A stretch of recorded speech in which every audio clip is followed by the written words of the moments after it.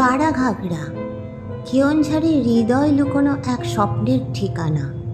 পাহাড় থেকে পড়া জল, ছোট ছোট পাতার উপর দিয়ে ভেসে যাওয়া জলধারা শুধু চোখ নয়, মনকেও ভিজিয়ে দেয়।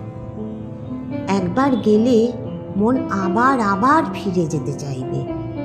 প্রকৃতির এক অপূর্ব উপহার এই বাড়া ঘাগড়া।